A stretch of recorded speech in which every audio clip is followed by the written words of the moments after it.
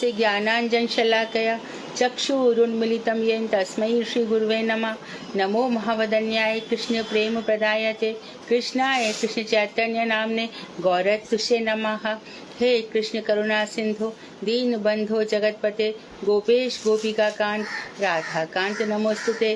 तप्त कांचन गौरांगी राधे वृंदावनेश्वरी वृषभानुसुते देवी प्रणमामि हरिप्रिये। तवैवास्मि ना जीवामि त्वया बिना इति विज्ञाय राधे त्वं नये मां चरणान्तिकं। गुरुवे गौरचन्द्राय राधिकायै तदालये कृष्णाय कृष्णभक्ताय तद्भक्ताय नमो नमः। वाञ्छाकल्पतरुभ्यश्च कृपा सिन्धुभ्येव च पतितानां पावनेभ्यो वैष्णवेभ्यो नमो नमः। श्री कृष्ण चैतन्य प्रभु नित्यानंद श्री अद्वैत गदाधर श्रीवासादि श्री गौर भक्त वृंद। हरे कृष्ण कृष्ण कृष्ण हरे हरे हरे राम राम राम हरे हरे। मैं सर्वप्रथम मध्य गुरु पद्म परमाराध्यतम परिव्राजकाचार्य वर रूपानुगाचार्य वर नित्य प्रविष्ट ओम विष्णुपाद अष्टोत्तर शतश्वत भक्ति वेदांत श्री नारायण गोस्वामी महाराज मध्य शिक्षा गुरु पद्म प्रातः स्मरणीय जगत वंदनीय परमाराध्यतम नित्य प्रविष्ट ओम विष्णुपाद अष्टोत्तर शतश्वत भक्ति वेदांत श्री बामन गोस्वामी महाराज के चरण सरोज में अनंत कोटि दंडवत प्रणाम कर उनकी अहेतु की कृपा की वांछा करती हूँ। मैं श्री ग्रंथ राज श्री चैतन्य शिक्षामृत तदे रचयिता ओम विष्णुपाद सच्चिदानंद श्री भक्तिविनोद ठाकुर के चरण सरोज में कोटि कोटि दंडवत प्रणाम कर उनकी अहेतु की कृपा की वांछा करती हूँ। मैं उपस्थित श्रोता मंडली वैष्णवी सभी के लिए यथा योग्य वंदन अभिवादन दंडवत करती हूँ। तो अपराध का विचार चल रहा है और अपराध के लिए हमारे सभी जब हम कथा प्रवचन सुनने चाहते हैं गुरु वर्ग से सभी लोग इस बात पर हमारा ध्यान आकर्षित करते हैं कि अपराध सहित जब भजन होता है तो भजन में उन्नति नहीं होती। इसलिए भक्तिविनोद ठाकुर ने प्राय अपने सभी ग्रंथों में चाहे कल्याण कल्पतरु हो, हरिनाम चिंतामणि हो, जैव धर्म हो, ये ग्रंथ हो, सभी में अपराध पे विचार किया है। सेवा अपराध और नाम अपराध रहते हुए यदि हम भजन करेंगे तो भजन उन्नति जरा भी नहीं होगी। इनफैक्ट अपराध करने से भक्ति रसातल में चली जाएगी। तो अपराध छाड़िया लय कृष्ण नाम, कृष्ण माता कृष्ण पिता कृष्ण धन कृष्ण प्राण। तो अपराध छोड़ करके, क्योंकि हम अपराध क्यों करें किसी के प्रति, है ना। सब अपना अपना कर्म भोग कर रहे हैं। जो कुछ भी है सब देखो, जो कुछ भी हो रहा है, कोई बहुत देख रहा है कि सुख भोग रहा है, कोई दुख भोग रहा है, सब अपने अपने कर्मों का भोग कर रहे हैं। इसलिए हमें यदि हम उनके साथ उलझते हैं तो पाप पुण्य के भागीदार हम भी बन जाते हैं। इसलिए मना किया गया है कि कृष्ण संसार में ही हम रहे, जो कुछ भी है सब कृष्ण का ही है। एक बात ये है। और दूसरी बात, जब हम श्री मूर्ति को अपने घर में ले आते हैं तो सद बंधुवत, जैसे कि पारिवारिक सदस्य से हम इतना प्यार करते हैं, इसी प्रकार से हमें अपने घर में आए हुए श्री विग्रह से भी उतना ही प्रेम करना चाहिए। लेकिन जो अपराध बताए सेवा अपराध, उनसे बचना चाहिए। तो उन्हीं सेवा अपराध में नाम अपराध के बाद सेवा अपराध चले और अब उसी में बता रहे हमें, कल 10 बता दिए थे, उनका विस्तार कर रहे हैं। साधु निंदा हमने पढ़ लिया था। अब है शिवादि देवताओं के प्रति स्वतंत्र ईश्वर ज्ञान। वो स्वतंत्र ईश्वर नहीं है। भक्तिविनोद ठाकुर कह रहे हैं, जो व्यक्ति शिवादि देवताओं को स्वतंत्र देवता समझते हैं, अर्थात वो भी सृष्टि स्थिति संहार कर सकते हैं, भगवान श्री कृष्ण के समान इच्छा कर सकते हैं। और भगवान श्री कृष्ण की इच्छा में भी क्या हुआ, उन्होंने अपना एक्सपांशन किया, विष्णु स्वरूप में ही किया। शिव उनके अंश रहे, ब्रह्मा उनके अंश रहे। अपना एक्सपांशन, जैसे कि सत्य चित आनंद स्वरूप है, वो चित्त शक्ति उनकी स्वयं की है। सत्य शक्ति में उन्होंने बलदेव जी को प्रकट किया। गर्ग संगीता इत्यादि सब में यह वर्णन है। राइट हैंड से और लेफ्ट हैंड में आनंद शक्ति, इलादनी शक्ति जो है राधा रानी, उनको प्रकट किया। ऐसे करके वो पूर्ण हुए।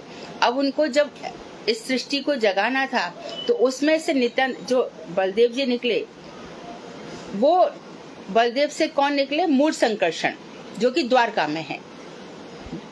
वही संकर्षण ब्रज में बलराम है, जो द्वारका में वासुदेव है, वही ब्रज में श्री कृष्ण है। वहां पे वो वसुदेव नंदन है, यहाँ नंद नंदन है। तो जो उनका बिहू कहते हैं विस्तार को, तो उनका जो प्रथम बिहू निकला वो द्वारका में हुआ। वासुदेव, संकर्षण, प्रद्युम्न, अनिरुद्ध। प्रद्युम्न उनके पुत्र रहे, अनिरुद्ध उनके नाती रहे। तो यही शंख चक्र गदा पद्म स्वरूप भी कहे जाते हैं। रामलीला में यही जो वसुदेव नंदन है वही राम, लक्ष्मण, भरत, शत्रुघ्न, इस प्रकार से चतुर्व्यूह होता है। इसी चतुर्व्यूह का जो मूल द्वारका में है उसी का दूसरा भाग यहाँ पर है, परव्योम, जिसको वैकुंठ का धाम भी कहते हैं, परव्योम भी कहते हैं, वैकुंठ धाम भी कहते हैं। तो इस तरह से भगवान के 12 चतुर्व्यूह हैं। जैसे धाम होता है उस तरह से उनका विस्तार हो जाता है। तो मूल संकर्षण से कौन आए? महासंकर्षण। महासंकर्षण से कारण अर्णव से विष्णु। कारण अर्णव से विष्णु की नाभि से, कारण अर्णव से विष्णु से द्वितीय विष्णु निकले गर्भोदशाही विष्णु, और तीसरे हुए क्षीरोदशाही विष्णु, जो हम सब के हृदय में अंतर्यामी रूप से विद्यमान है। तो इन्हीं गर्भोदशाही विष्णु से कौन निकले? ब्रह्मा जी। तो ब्रह्मांश हो गए। अब रही शिव की बात। शिव का वर्णन जगह जगह इस तरह से आता है, शिव तत्व में भी हम देख सकते हैं कि जो रुद्र हैं ब्रह्मा जी के ललाट से पैदा हुए, और जहाँ शिव की बात आती है वहाँ श्री कृष्ण के ललाट से शिव जी निकले, सदाशिव का ऐसा वर्णन आता है। इसलिए शिव जी को विष्णु तत्व ही कहा जाता है जब वो सदाशिव होते हैं तब। यदि विष्णु तत्व नहीं होते तो हमारे आचार्यगण कभी भी शिव चतुर्दशी में व्रत करते ही नहीं। वो तो विष्णु तत्व के अलावा किसी को जानते ही नहीं है। तो भगवान श्री कृष्ण ने उनको एक अधिकार दिया, क्योंकि वो बहुत बड़े वैष्णव हैं, भगवान की नित्य आराधना करते हैं। तो उनको अधिकार किया कि शिव, जो सृष्टि का प्रलय कार्य है वो तुम संभालो, ब्रह्मा तुम सृष्टि करो, विष्णु तुम नीचे जाओ, और बिरजा नदी ये जहाँ तक है बिरजा नदी के ऊपर है, और बिरजा नदी के नीचे जो लोक रचे जाएंगे उसकी तुम रचना करो। तो वहां पे 14 लोग आ गए, तल अतल बितल से हमारे ब्रह्मलोक तक, जहाँ ब्रह्मा जी रहते हैं। तो वहीं पे सब जीव अपना अपना हिसाब चुका रहे हैं। तटस्थ शक्ति से निकले हुए जीव के सामने जब जो जगत थे, चित्त जगत और माया जगत, उसकी जैसी पोटेंसी रही, जैसी अभिलाषाएं रही, जैसी वांछाएं रही, उसने वही लोक को चुन लिया, और चुन करके आज तक भी नहीं सुधर रहा है। इच्छाएं करता है, इच्छाओं को संतुष्ट करने के लिए कर्म करता है। आचार्य वर्ग, गुरु, वैष्णव, शास्त्र हमको बताते कि ऐसे जीना है, पर वो तो अपने मन की करेगा। तो भगवान क्या कर सकते हैं? और भगवान कह रहे हैं कि मय्ये वो मन आधस्य, मन मुझ में रख दे, अर्थात जो मैं कहता हूं वैसा मान ले। तो इस तरह से भगवान की सृष्टि चला करती है। तो शिव और ब्रह्मा आधिकारिक देवता हैं। इसी तरह से इंद्र भी एक पोस्ट है। वहां इंद्र का भी जब मनवंतर समाप्त हो जाएगा तब दूसरा इंद्र आ जाएगा, सावर्णी। अब इस समय वैवस्वत मनवंतर चल रहा है, रोचिष मनवंतर आएगा, सावर्णी मनवंतर आ जाएगा, ऋषि बदल जाएंगे। अभी भी तो कितने ऋषि तपस्या कर रहे हैं। जनलोक में कौन था? शौनक आदि ऋषि थे। शौनक आदि 88,000 ऋषि थे। उन्होंने शौनक जी से कहा कि हमारी तरफ से आप प्रश्न पूछिए, और उसी समय सूत जी प्रकट हो गए। सूत जी ने उनके प्रश्नों के उत्तर दिए। अब सूत जी पुराण वक्ता तो थे लेकिन भक्त नहीं थे। तो बलराम भैया को क्रोध आया, बलराम जी वहां पर आए और वो सूत जी उठकर खड़े नहीं हुए। तो बलराम जी ने कहा कि बहुत गलत मैसेज चला जाएगा संसार में कि हम बड़ों का सम्मान नहीं करते। तो बलराम जी ने क्या किया, जरा सा कुश उठाया और उनकी गर्दन पे लगा दिया। बाद में उनके पुत्र के रूप में वो जीवित रहे। रोमहर्षण को फिर से लगा दिया गया उग्र श्रवासूत की जगह। तो ये जो सृष्टि चल रही है, व्यास जी को ये शक्ति दी गई। व्यास जी कौन है? कृष्ण के शक्त्यावेशावतार हैं। पृथु भी शक्त्यावेशावतार हैं, परशुराम भी शक्त्यावेशावतार हैं। परशुराम को शक्ति दी कि इन क्षत्रियों से खाली कर दो, क्षत्रिय बड़े उपद्रवी हो गए हैं। व्यास जी को शक्ति दी कि जो भी मेरे वेद पुराण ऋचाएं हैं तुम उनको लिखो। व्यास जी ने गणेश जी की सहायता ली। गणेश तुम बड़े बुद्धिमान हो, जो मैं बोल रहा हूँ तुम उसको लिखो। गणेश जी ने महाभारत लिखा। तो गणेश जी ने भी एक शर्त रखी कि जितना आप बोलोगे मुझे उसका अर्थ आना चाहिए, और यदि आपने रुक गए तो मैं भी फिर लिखूंगा नहीं। तो व्यास जी क्या करते थे, इस तरह से कठिन श्लोक बना दिया करते थे। गणेश जी उसके चिंतन में रह जाते थे और फिर इतनी देर में व्यास जी कई सारे श्लोक तैयार कर लिया करते थे। तो ये सब महाशक्तियां हैं इनके अंदर, ये लोग ऐसा कर सकते हैं। हम में से किसी जीव में, अर्थात राजा हो या कोई, जैसे कृष्णदास कविराज गोस्वामी है, उन्होंने चैतन्य चरितामृत लिखा है ना, और ऐसे कई, रूप गोस्वामी तो रूप मंजरी है ही, रूप गोस्वामी बनकर आए, सनातन गोस्वामी। तो इन सब लोगों में भी हम देखते हैं कि भगवान ने ऐसी शक्ति धारण कर दी कि वो ऐसे ग्रंथ लिख गए जो आज भी हमारे प्राण स्वरूप हैं, जिनके सहारे हमारा जीवन चल रहा है। हम भटक गए होते, यहाँ पे कितने सारे मतांतर है, सभी तो अपनी अपनी सुनाते हैं। तो इस तरह से जो शिव आदि हैं वो भगवान के अधीन है। शिव के अंदर शक्ति है। मार्कंडेय जी ने जब प्रार्थना करी तब शिव जी ने कहा था उनसे, क्या कहा था, मैं विष्णु और ब्रह्मा हम तीनों सृष्टि प्रलय संहार तीनों कार्य कर सकते हैं, लेकिन हम कृष्ण जैसा आदेश देते हम वैसा करते हैं। कृष्ण शिव जी से कहेंगे जाओ संसार को मुझसे विमुख कर दो, तो शंकराचार्य बनकर आए। ब्रह्म भागवतामृतम में इस चीज का बहुत अच्छे से वर्णन किया गया है। ब्रह्मा जी भी कई हो गए। एक ब्रह्मा वो भी थे जो अपनी पुत्री के प्रति आकर्षित हुए, उनको देखकर के 6 मरीचि पुत्र हंसे, जो बाद में भगवान श्री कृष्ण के भाई बने। फिर पिता ही उनके मृत्यु के कारण बने। वसुदेव उनको ले जाते थे। वसुदेव भी क्यों ले जाते थे, विधान तो है ही। दूसरा, जब तक ये 8वां पुत्र नहीं आएगा ये कंस का दुराचार रहेगा ही रहेगा। अनाचार का क्या मतलब है, जो आचरण हमें करना चाहिए वो हम ना करके दूसरा आचरण कर रहे हैं, यही अनाचार है, यही अन्याय है।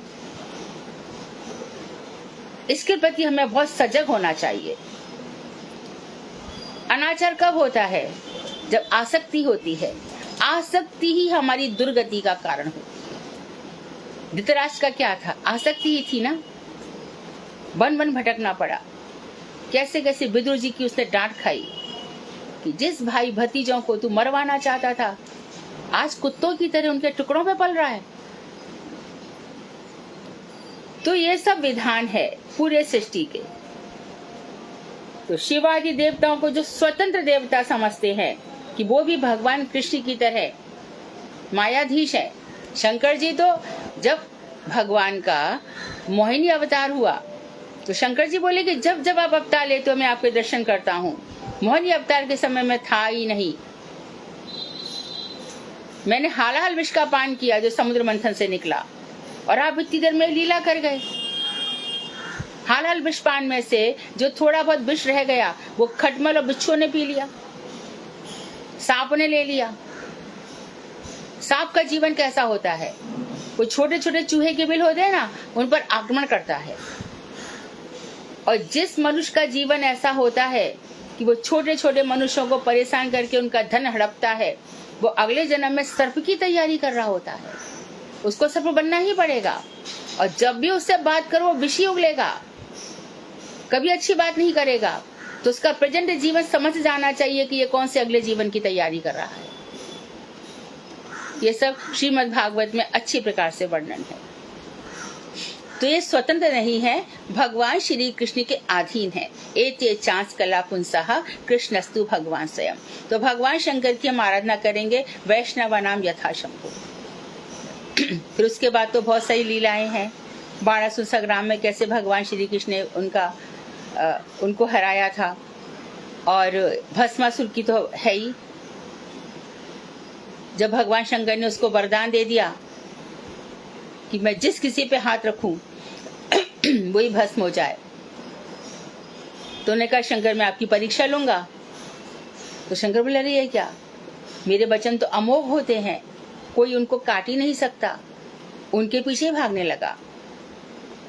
तो भगवान श्री कृष्ण ब्रह्मचारी का रूप धारण करके आए। बहुत से लोग कहते हैं स्त्री का रूप धारण करके, एक श्रीमद् भागवत में लिखा है ब्रह्मचारी का वेश धारण करके आए। मैंने कहा कि अरे असुर देव, आप इतने परेशान क्यों हो रहे हैं? बोले ऐसा ऐसा हो गया। बोले इसमें उनके पीछे भागने की क्या आवश्यकता है, शंकर का क्या भरोसा करना है, तो अपने ही सिर पे हाथ रख के देख ले। तो भस्म हो गया। अब भगवान शंकर आशुतोष हैं, जल्दी प्रसन्न हो जाते हैं, उनकी भक्ति करो। लेकिन वो ये नहीं देखते कि मैं जिसको वरदान दे रहा हूँ ये वरदान समाज के हित के लिए है कि नहीं है। तो भगवान श्री कृष्ण को यही समझाते हैं, शंकर तुम सोच समझ के वरदान दिया करो। तो ऐसी कितने वरदान शंकर जी ने दिए हैं जिनको भगवान श्री कृष्ण ने संभाला है। तो शंकर के अंदर शक्तियां हैं, लेकिन कृष्ण के शंकर जी भक्ति भी दे सकते हैं। नरसिंह मेहता जिनको भाभी ने घर से निकाल दिया था, दिन भर खाता पीता रहता है, कुछ करता ही नहीं है, तो शिवलिंग को पकड़ के 3 दिन तक पड़े रहे। तब शिवलिंग की जब पूजा करते रहे, पड़े रहे, तब भगवान प्रकट हुए शिवलिंग से। शिव जी प्रकट हुए, क्या चाहिए नरसिंह तुमको, आपको जो सबसे अधिक प्रिय है वही मुझे दे दो। तो उन्होंने जैसे खुद दूर से रासमंडल के दर्शन करते रहे, वैसे आपने भी किए। शंकर गोपीश्वर महादेव हैं। जब यशोदा जी के यहाँ लाला होते हैं तब शंकर दर्शन करने जाते हैं। इसी तरह से भगवान श्री राम के यहाँ भी जब जब वो लोग लीला चरित करते हैं, शंकर उनके दर्शन करते हैं। शंकर भगवान नहीं है, उनको इस रूप में हम पूजा करेंगे तो शंकर जी की भी कृपा हमें मिलेगी, और शंकर जी का स्वरूप हम समझे ही नहीं, और उन्हीं को हाँ भोले बाबा और ये और वो तब करो। लेकिन इस स्वरूप, जो स्वरूप बताया जा रहा है, जो व्यास जी ने ग्रंथ लिखे हैं, जिन व्यास जी ने सब बता, उनकी बात तो मानो। लोगों को आकर्षित करने के लिए आजकल के तथाकथित वक्ता कुछ भी बोलते हैं शंकर जी के नाम पर, तो ऑथेंटिक नहीं है, प्रमाणित नहीं है। इसी प्रकार से हनुमान जी का चला रखा है। राम दरबार है, हनुमान जी भगवान के चरणों में बैठे हैं और आप उनको भगवान के साथ बैठा देते हो। इसे गौड़ीय वैष्णव सर्वथा पूज्य होते हैं, इस जगत में ही पूजनीय नहीं होते, त्रैलोक्य पूजित होते हैं, क्योंकि वो सिद्धांत को ठीक ठीक से जानते हैं और आचरण भी करते हैं। तो स्वतंत्र देवता समझना और एक चीज, और दूसरी चीज और भी है साइमल्टेनियसली, उनको भगवान से अलग मानना, ये भी अपराध है। भगवान से अलग नहीं है, इनफैक्ट कोई भी भगवान से अलग नहीं है। ममैवांशो, हम विभिन्न अंश हैं, ये भी भगवान के कला अंश के अंश हैं। भगवान के अंश महासंकर्षण, उनसे ही शिव जी निकले हैं। वे बहु ईश्वरवादी हैं, जो शिव जी को ईश्वर समझते हैं। ऐसे लोगों को जो ईश्वर तो एक ही है, एक भरोसा एक बल, एक आस विश्वास, एक राम घन श्याम हित, चातक तुलसीदास। एक पे भरोसा होना चाहिए। मंत्र जप रहे हैं, मंत्र जपते जपते उसमें एक इष्ट देवता है, तब तो मंत्र सिद्धि प्राप्त करता है। और हमें बता दिया गया है, हरे कृष्ण कृष्ण कृष्ण हरे हरे, हरे राम राम राम हरे हरे। ये हरा राधा जी हैं, जिनके साथ भगवान श्री कृष्ण रमण कर रहे हैं। ऐसे राधा रमन लाल जी हमारे इष्ट देव हैं। तो नहीं मानेंगे और मंत्र को ही उल्टा जप लेंगे। पहले हरे राम ले आएंगे और बाद में हरे कृष्ण ले आएंगे, और फिर कहेंगे इसमें तीनों ही भगवान के नाम है, हरि भी राम ही कृष्ण। ऐसे लोग कहाँ माधुर्य रस में, कहाँ राधा जी को, सीता जी को कहाँ से समझेंगे? सब एक ही है। हरि कौन है? जो भगवान ध्रुव, भगवान हरि ध्रुव की रक्षा के लिए आए थे, ध्रुव को वरदान देने के लिए आए थे, वो हरि हैं, वो श्री कृष्ण नहीं थे। उनका अंश ही था हरि के रूप में। अब हम हरि भी वही कह रहे हैं, कृष्ण भी वही कह रहे हैं, राम भी वही कह रहे हैं, और उल्टा हमको ही समझा रहे हैं। इसीलिए उनको ज्ञान नहीं होता है, अध कचरा ज्ञान होता है, इसलिए उनको सिद्धि नहीं मिलती, भटकते ही रहते हैं, कभी यहाँ कभी वहाँ। गौड़ीय वैष्णव टिक जाते हैं क्योंकि उनको दिन रात ये सब पढ़ने सुनने को मिलता है। तो भगवान शंकर पृथक रूप से ईश्वर नहीं है और भगवान के अंश ही है। निष्ठा शून्य होने के कारण ऐसे व्यक्ति भक्त नहीं कहे जा सकते। उनकी भगवान के अंदर पूरी की पूरी निष्ठा नहीं है कि एको जो भगवान श्री कृष्ण है वो एक ही है, भगवान एक ही है और उनका नाम है कृष्ण। उनके अतिरिक्त और कोई भगवान नहीं है। बताओ तो जो शंकर जी हैं उनमें हम कहाँ देखते हैं? अच्छा, जब सती जी दक्ष अपने पिता के दक्ष के यज्ञ में सती जी ने योग बल से अपने शरीर को समाप्त कर दिया तो वैराग्य हुआ कि शंकर जी को क्रोध आ गया। सती जी के शव को ले जाकर के पूरे ब्रह्मांड में घूमे, तांडव नृत्य कर दिया।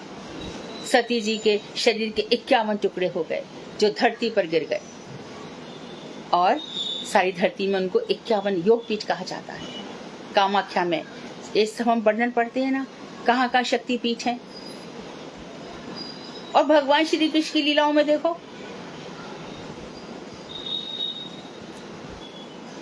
तो हमारी निष्ठा नहीं रहती है। वास्तव में परमेश्वर एक ही है। यही तत्व ज्ञान है।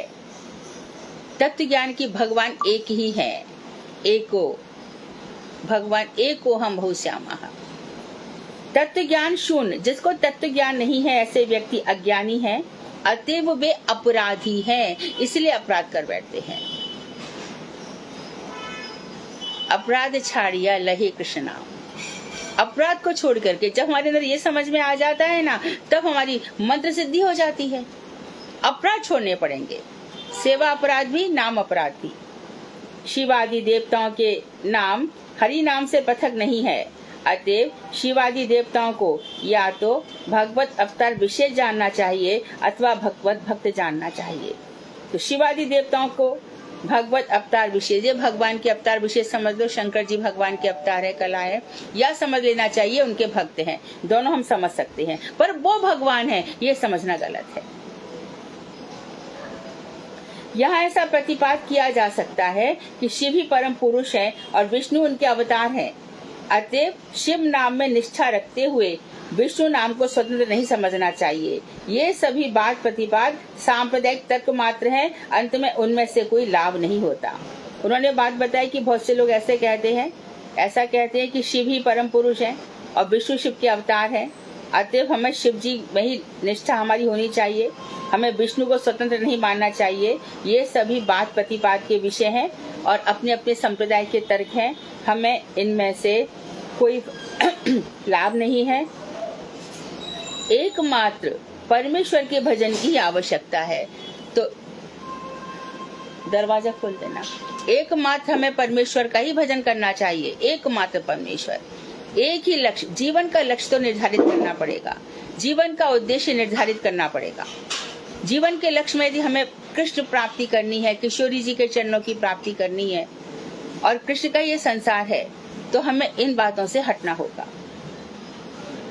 तो एकमात्र परमेश्वर के भजन की आवश्यकता है। हरि नाम में निष्ठा होना आवश्यक है, क्योंकि निर्गुण तत्व ही चरम तत्व है। तो निर्गुण तत्व क्यों उन्होंने बोला कि शिव जी जो है तमोगुण के अधिष्ठाता है, जो माया के 3 गुण है, सत्वगुण के अधिष्ठाता विष्णु है और रजोगुण के अधिष्ठाता ब्रह्मा जी हैं। लेकिन भगवान श्री कृष्ण निर्गुण है, उनकी भक्ति भी निर्गुण है, कृष्ण से संबंधित हर चीज निर्गुण है, उनका वृंदावन धाम भी निर्गुण, अर्थात ये सब चिन्मय है। निर्गुण तत्व ही चरम तत्व है। सत रजोत्तम जैसा भी बताया, गुण विशिष्ट सभी देवताओं को भगवत अवतार जानकर उनके प्रति असूया रहित होकर एकमात्र निर्गुण एवं विशुद्ध सत्व गुण अधिष्ठित हरि का ही भजन करना चाहिए। अभी हमने बता दिया तीनों सत्वगुणी, तमोगुणी, रजोगुणी है, तो हमें निर्गुण रहना चाहिए और विशुद्ध सत्व गुण में अधिष्ठित भगवान हरि का ही भजन करना चाहिए। हम सब का कर्तव्य है। तो जो चीज पुराणों में बता दी गई, वेदों में बता दी गई, भागवत में बता दी गई, उसका विरोध ना करते हुए नाम निष्ठ होना चाहिए। गौड़ीय वैष्णवों की सबसे बड़ी विशेषता यही है कि वो नाम निष्ठ होते हैं। क्यों होते हैं? क्योंकि नाम करते करते करते उनके हृदय में चित्त शुद्ध हो जाता है, बहुत विशुद्ध चित्त हो जाता है। और ये सब चीजें जो कल तक हमें ऐसी लग रही थी, जाने क्या है, नाम जपते जपते हृदय में प्रकट हो जाती है। हम भजन करेंगे, अपने आप ही सारे स्वरूप दिख जाएंगे, सब कुछ भगवान दिखा देते हैं। जितने हम भगवान के भजन से भगवान के समीप होते जाते हैं, फिर हृदय में आवाज बंद कर दो बाहर। वेद शास्त्र और तदनुगत शास्त्रों के बतलाए गए पथ को छोड़कर दूसरी कल्पना करने से उत्पात होने की संभावना है। अब वो ये कह रहे हैं कि वेद शास्त्र में जो बताया गया और वेद शास्त्र के अनुगत जो शास्त्र है, हमने उस रास्ते को छोड़ दिया और मनगढ़ंत कल्पना कर ली जो कि कहीं बताई भी नहीं गई है। ये जो मन है ना, ये बड़ा शत्रु है हमारा। मन ही मित्र है, मन ही शत्रु है, गीता का वाक्य है। तो इस मन को शत्रु समझकर शत्रु ने क्या किया? हमारे ये सब अपराध करा दिए। तो जो हमारा भक्ति पथ प्रशस्त होना चाहिए था, भक्ति में हमें सिद्धियां उपलब्ध होनी चाहिए थी, वो हमारी गड़बड़ा गई। तो इन सब कुछ पथ को छोड़कर दूसरी कल्पना करने से उत्पात हो जाएंगे, उपद्रव हो जाएंगे, उपद्रव होने की संभावना है। अर्थात भक्ति में क्लेश आ जाएंगे। सुकृति जन्य, दुष्कृति जन्य, थोड़ी थोड़ी भक्ति होती है तो कभी कभी भगवान भक्ति के कारण क्या होता है, थोड़ा बहुत कुछ अच्छा होने लगता है और हम अभिमानी हो पड़ते हैं।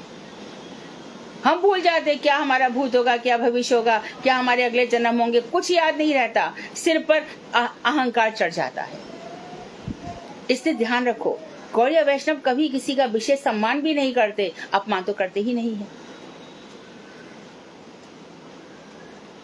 शांत रहते हैं।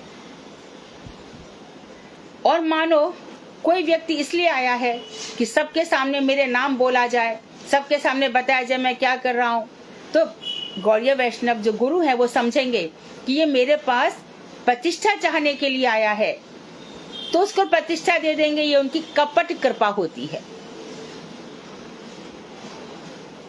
क्योंकि इससे उसका उद्धार नहीं होने वाला। भजन में आगे कैसे बढ़ेगा, भजनशील कैसे बनेगा? तो ये हो गई ये बात। अब आगे बता रहे हैं कि विष्णु सच्चिदानंद घन नित्य साकार मूर्ति है, सत्य चित आनंद स्वरूप। सत्य जिनकी सत्ता हमेशा है, चित जो परम चेतनावान है और जहाँ पर आनंद है, और नित्य साकार है। भगवान कभी निराकार हो ही नहीं सकते, वो बोलते भी हैं। और मानो आप निराकार कहते हो तो तुलसीदास जी ने इसका भी उत्तर दे दिया, बिनु पद चले सुने बिनु काना, कर बिन करम करे विधि नाना, आनन रहित सकल रस भोगी, और बिन वाणी बकता बड़ जोगी। दर्शन तो होंगे, पर दर्शन की तुम्हारे अंदर पोटेंसी तो हो, क्यों नहीं होंगे? तुम नहीं समझोगे कि कृष्ण ऐसे ही है, तुम्हारे लिए निराकार है, पर वो तो साकार है ही। इतनी लीलाओं का विस्तार करना, इतने ग्रंथ इत्यादि करना, वेद इत्यादि करना, सारे संसार का सृजन करना, ये कोई निराकार व्यक्ति कर सकता है क्या? शक्ति कहाँ पे रहेगी? शक्तिमान में। तो शक्तिमान में रहेगी तो शक्तिमान निराकार हो सकता है क्या? तो विष्णु सच्चिदानंद घन है।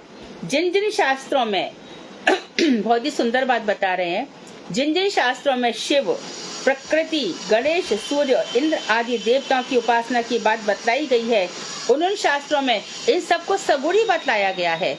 तो जब गणेश निराकार नहीं है, इंद्र निराकार नहीं है, दुर्गा जी निराकार नहीं है, तो भगवान श्री कृष्ण कैसे निराकार हो सकते हैं? उनको तुम साकार मान रहे हो और उनको जो बनाने वाला है उसको निराकार कह रहे हो। उन शास्त्रों में उन्हें सगुण देवता कहा गया है, अथवा उनकी उपासना को निर्गुण ब्रह्म की प्राप्ति का कल्पित उपाय मात्र कहा गया है। यदि उनकी उपासना कर रहे हो तो निर्गुण ब्रह्म की प्राप्ति का कल्पित उपाय यानी ये सही साधन नहीं है। वैष्णव शास्त्रों में हरि को सच्चिदानंद अपराकृत साकार स्वरूप परम तत्व बतलाया गया है। हरि कौन है? पहला पॉइंट सच्चिदानंद है, दूसरा पॉइंट अपराकृत है। तो निराकार का वेदांत में अर्थ ये बताया गया है कि उनका प्राकृत जगत में उनके जैसा रूप किसी का नहीं है, उनका ऐसा आकार किसी का भी नहीं है। तुम प्राकृत जगत वाले उनके आकार को समझोगे नहीं, वो निराकार है, उनके अंदर कोई प्राकृत गुण नहीं है, इसलिए वो निर्गुण है। तो ये बता दिए अपराकृत साकार रूप है, अपराकृत साकार रूप परम तत्व है। हरि सेवा के द्वारा ब्रह्म की प्राप्ति होती है, मूल सिद्धांत है। हरि सेवा हो गई तो हरि का जो भगवान कहते हैं ब्रह्मणो हि प्रतिष्ठा हम, गीता में कहा है भगवान ने ब्रह्म की मैं प्रतिष्ठा हूँ, ब्रह्म परमात्मा सब मुझसे ही निकले हैं। तो हम यदि तीसरी सीढ़ी पर चढ़ गए तो पहली दूसरी तो हमारी पार हो ही गई। यदि हमें भगवान श्री कृष्ण मिल गए तो उनका ब्रह्म स्वरूप परमात्मा स्वरूप की हमें उपलब्धि हो ही गई। शिव आदि देवताओं को सिद्ध स्वरूप जानने से अद्वैतवाद और भक्तिवाद दोनों ही नष्ट हो जाते हैं। शिव आदि देवताओं को हम सिद्ध जान लेते हैं तो इससे अद्वैतवाद और भक्ति दोनों ही नष्ट हो जाते हैं। किसकी भक्ति करेंगे? हमने अद्वैत मान लिया, मैं और भगवान एक ही हैं, अहम ब्रह्मास्मि, तो मैं किसकी भक्ति करूं? अपनी खुद की, न किसकी। शिवोहम शिवोहम, मैं ही शिव हूं, मैं ही शिव हूं, तो भक्ति कहाँ रही? भक्ति के लिए दो जन होने चाहिए। भक्ति के बीच में भक्त होगा और भगवान होगा। मैंने अपने आप को एक्सपांड कर लिया कि मैं ही ये हूँ, तो फिर भक्ति मैं किसकी करूँ? फिर जो रस मिल रहा है, सेवा का सुख मिल रहा है, वो तो मिलेगा ही नहीं। सेवा किसकी होगी? अहम बांधकर, वो भी काल्पनिक, जो कि सच है भी नहीं, और हम अपने आप में डूबे जा रहे हैं और संसार का अपमान कर रहे हैं। ये ऐसे उनका जो व्यक्तित्व है वो ऐसा ही हो जाता है।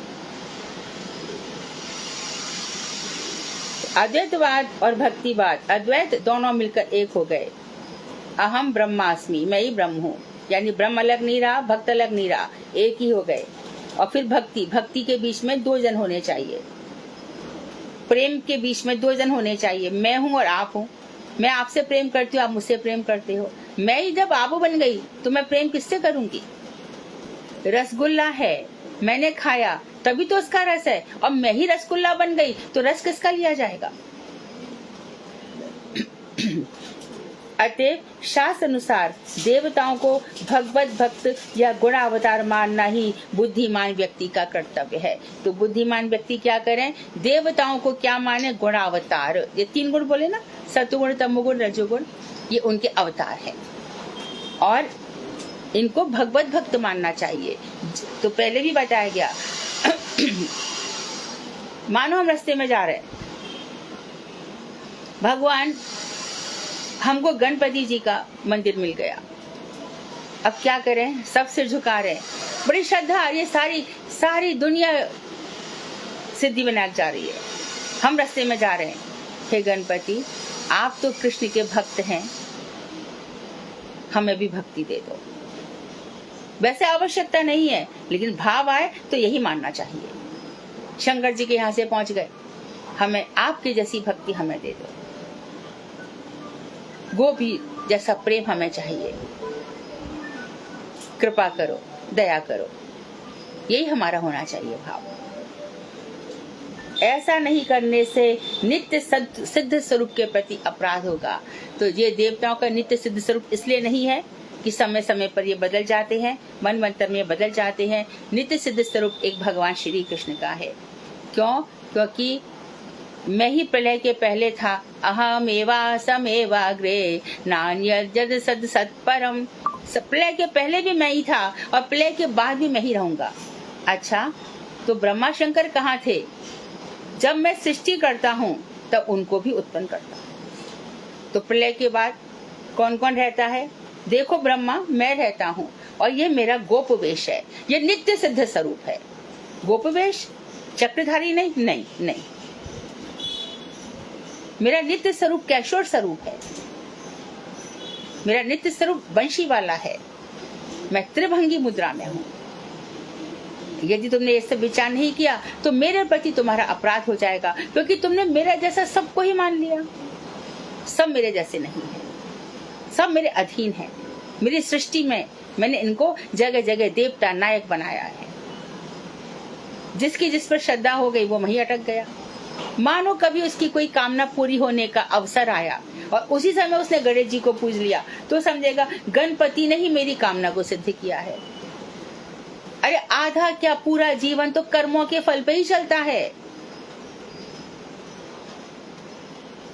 कर्म के फल के हिसाब से माता पिता के घर में जन्म मिला, दो चीजों पे अधिकार नहीं है। कौन माता पिता मिलेंगे, कौन कह सकता है? और जब बच्चे हो रहे तो कैसे मिलेंगे, ये किसका अधिकार है? पति पत्नी को तो कह सकते हो कि मैं फंस गया या मैं बहुत अच्छा रहा, बाकी सबके लिए कैसे कहोगे?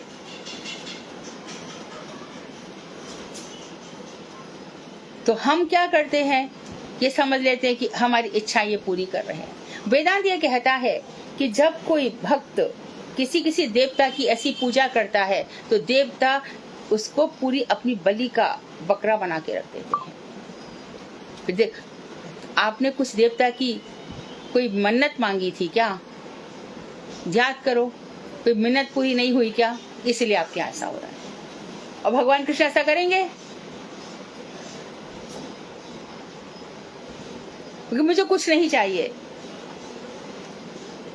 तुलसी दल मात्रेण, तूने मुझे प्रेम से मंजरी सहित 2 तुलसी के जो दल हैं वो भी चढ़ा दिया। अयोध्याचार्य ने क्या किया था, शालिग्राम पे गंगा जल चढ़ाते थे और अष्टमंजरी 8 मंजरियां चढ़ाते थे 2 दल वाली। महाप्रभु को आना पड़ा क्योंकि निष्ठा थी कि भगवान श्री कृष्ण ही एकमात्र आराध्य देव हैं। वो निष्ठा हमारे अंदर नहीं है, इसलिए हम इतने ऊपर नहीं पहुंच पा रहे, बल्कि तो पाताल में गिर रहे हैं सभी देवी देवताओं को समान समझने से। है ये सब भगवान श्री कृष्ण के वंश में ही, हम सब उनके ही हैं। विभिन्न अंश है, कोई स्वांश है। तो नित्य सिद्ध स्वरूप जो ठाकुर जी का है वैसे ही सबको समझ लेने से अपराध हो जाएगा, क्योंकि भगवान ने जब आत्यंतिक प्रलय होता है, नित्य प्रलय, नैमित्तिक प्रलय, तो जो आत्यंतिक प्रलय होता है उसमें कुछ नहीं बचता।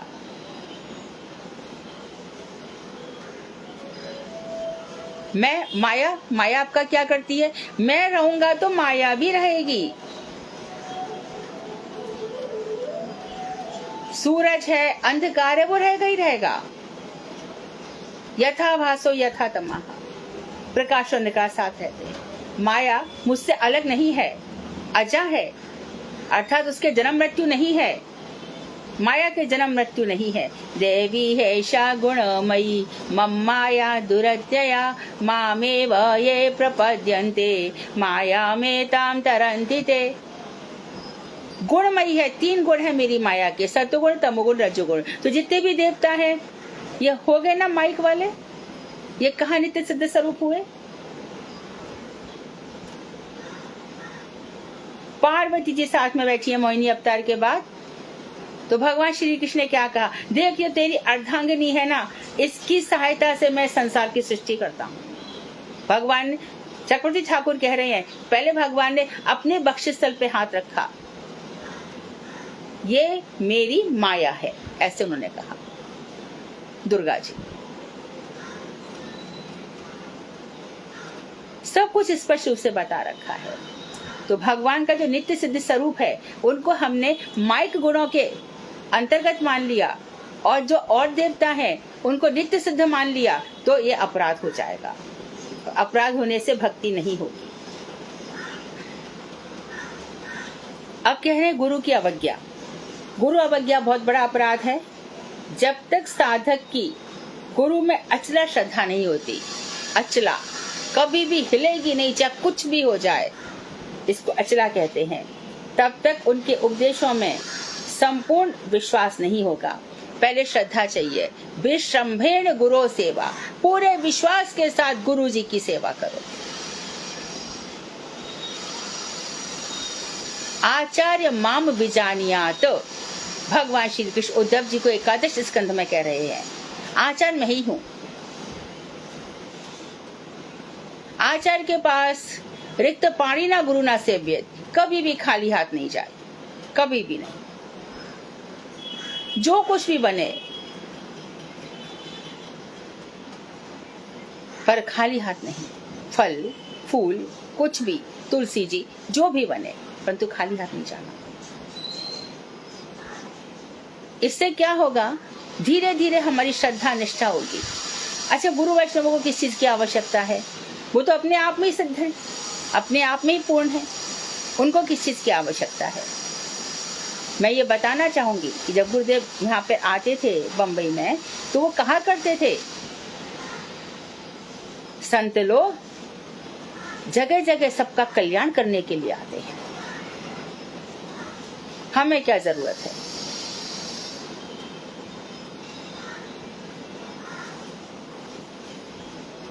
तो अचला उनके वाक्यों में, गुरु मुख पद्म वाक्य चिते करिया एक, आर ना करिए मने आशा।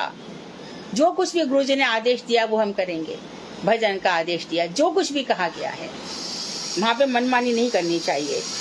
विश्वास न होने से भजन ठीक से नहीं हो सकता। अतएव दीक्षा गुरु और शिक्षा गुरु सबके प्रति अटल श्रद्धा करनी चाहिए। दीक्षा गुरु शिक्षा गुरु की बात कई बार आई है, दोनों ही मुख्य हैं। जो हमारे भजन को उन्नत कर रहे हैं, वो कभी कभी दीक्षा गुरु से शिक्षा गुरु भी महान बन जाते हैं। और दीक्षा गुरु कभी यह नहीं कहते कि तुम वहां पे ऐसे क्यों गए और तुमने ऐसा क्यों किया। यदि मेरा भजन मेरे गुरु जी के पास समय नहीं है, मैं किसी और के पास जाता हूँ या जाती हूँ और वहां पर मेरा भजन उन्नत होता है दिन पे दिन, तो मेरे शिक्षा गुरु जो मुझ पर कृपा कर रहे हैं, वो दीक्षा गुरु के हृदय में जो भगवान श्री कृष्ण प्रकाशित हैं, वही श्री कृष्ण मेरे शिक्षा गुरु के हृदय में भी प्रकाशित हैं। कृष्ण की कृपा तो सबके माध्यम से मिल रही है, वो अलग थोड़ी है। इसलिए भेदवादी होना सबसे ज्यादा रसातल में ले जाने वाला है। भेद दृष्टि मत रखो, सब में ही कृष्ण को देखो। वृंदावन में गोस्वामी थे, श्री रास बिहारी गोस्वामी। राधा दामोदर मंदिर में उनकी समाधि बनी हुई है। तो बड़े भारी वक्ता थे वो, और गौड़ीय वैष्णव हैं, बहुत बड़े, बहुत नाम था उनका। गोकुलानंद मंदिर के आसपास ही उनका घर था। तो हमने भी उनका दर्शन किया। तो हमसे पहले एक और लड़की थी, तो उसको वो पीएचडी करना चाहती थी दुर्गा जी पर, तो उनके पास गई। मेरा वहाँ पर एंट्रेंस हो रहा था, वो निकल रही थी, तो मेरे को बोली कि अरे तू क्यों जा रही है वहाँ पे? मैंने कहा उनका बहुत नाम है, मैं पीएचडी करना है मुझे, उनसे मैं कुछ टॉपिक डिस्कस करने चाह रही हूँ। अरे जाना मत, मैं बहुत डांट खा के आई हूँ। तो मैं भी तो भी बालिका ही हूँ ना, तो मैं सोच रही हूँ कि डांटे। बोले अरे बिल्कुल मत जाना, रंजना नाम था उसका, अरे हिलना भी मत, तू लौट जा लौट जा। तो मेरे हृदय में उस समय यह भाव आया कि यदि मेरे हृदय का जो कृष्ण ज्ञान है अधूरा है और उनका जो कृष्ण ज्ञान है वो पूरा है, तो कृष्ण मुझे क्यों वहां पर डांट दिलवाएंगे? मैं तो कृष्ण प्राप्ति के लिए जा रही हूँ ना। मैं अपूर्ण हूँ, मैं पूर्ण होना चाहती हूँ, मेरा ज्ञान तत्व ज्ञान प्राप्त करना चाहता है, तो कृष्ण की जो इच्छा होगी होगा। मैं चली गई और जाकर के मैंने देखा वो तो बहुत ही प्रसन्न हुए। श्रीमद् भागवत सुनकर के उनका हृदय एकदम प्रसन्नता से, उनका मुख प्रफुल्लित हो गया।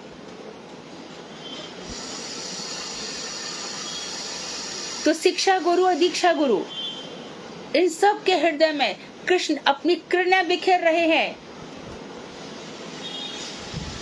अनंत कोटि वैष्णव वृंद की जय। हम रोज तो जय जयकार करते हैं, उनकी जय जयकार कर रहे, फिर उनका अपमान भी। कोई गाकर, कोई कितने ही प्रकारों से भगवान की भक्ति का वर्षण कर रहे हैं और हमारे हृदय को अपार आनंद दे रहे हैं। तो उनके प्रति हमारी अटल श्रद्धा रहनी चाहिए। मैद अतिक्रम करने की प्रवृत्ति जिसमें प्रबल होती है, गुरु अवज्ञा रूपी अपराध के कारण परम तत्व में उनकी निष्ठा उत्पन्न नहीं हो सकती। महद अतिक्रम, महद मतलब महान पुरुष, उनको उनकी बात का उल्लंघन करना, भक्ति नहीं रहेगी।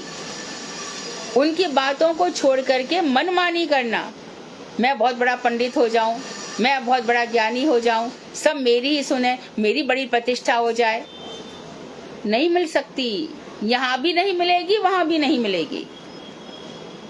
गुरु वैष्णवों का अपमान करके मुझे प्रतिष्ठा मिल जाए, नहीं, उनके अनुगत्य में मिल सकती है। देखो, एक कोई महाराज बैठे हैं और महाराज ने किसी पर कृपा करके उसको अपना पर्सनल सेवक बना दिया है, तो सेवा भाव से उसको सम्मान मिला कि उनके सिर पर बैठकर उसको सम्मान मिलेगा।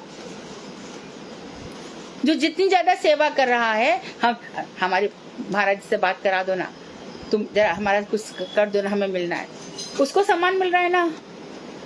तो जिसकी अधिक सेवा है उनको छोड़ करके मैं ऐसा ग्रंथ की रचना कर डालूंगा, ऐसा बोल डालूंगा, ऐसा लिख डालूंगा, और गुरु वैष्णवों ने जो बोला नहीं है शोध कर करके मैं इस बार ऐसा वक्तव्य दूंगा, सारी दुनिया देखती रह जाए, कुछ नहीं मिलता सिंगट्टा भी।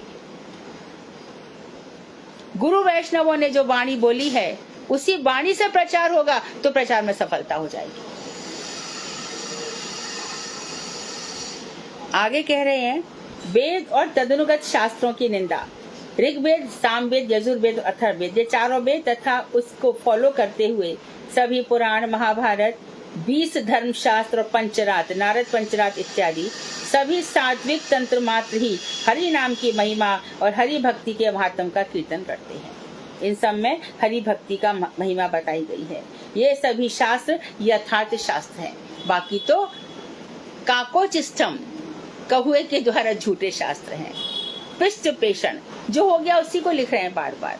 इनको पढ़ो तो जितनी भी बार पढ़ो, क्या हमने अपराध नहीं पढ़े? सबने बार बार सुने, बार बार पढ़े हैं, फिर भी कृष्ण की कथाओं से रिलेटेड है, इसलिए उनमें आनंद है। इन शास्त्रों की निंदा करने से कदापि भक्ति में उन्नति नहीं हो सकती। इन सभी शास्त्रों का अनादर करके जो व्यक्ति हरि भक्ति का कोई भी नया पथ आविष्कार करते हैं वे क्रमशः जगत के लिए उत्पात स्वरूप हो पड़ते हैं। इन शास्त्रों का अनादर करके जो भी नया रास्ता निकाला, जिसने भी नए दर्शन बनाए, जिसने भी नई फिलॉसफी बनाई, वो सब उपद्रव का कारण बनी। उसने समाज को सबने मिसगाइड किया। ये सनातन धर्म है। निगम कल्प तरोर्गलितम फलम, वेदों का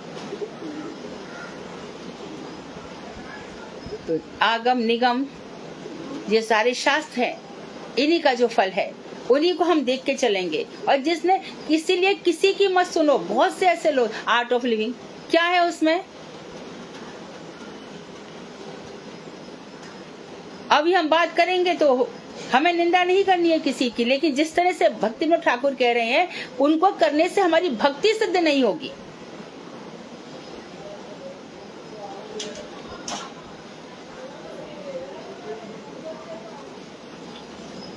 खुद भगवान ने गीता के 15वें अध्याय में पुरुषोत्तम योग है। जब अधिक मास रहेगा, पुरुषोत्तम मास रहेगा, तो सब लोग गीता का 1 महीना 15वां अध्याय जरूर पढ़ना। यद्यपि वो हमारा इष्ट नहीं है, लेकिन तत्व ज्ञान की दृष्टि से उसको थोड़ा सा पढ़ना।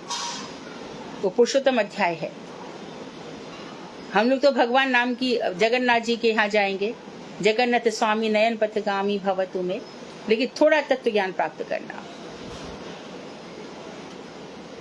उसमें सब समझ में आएगा अच्छे से गा करके।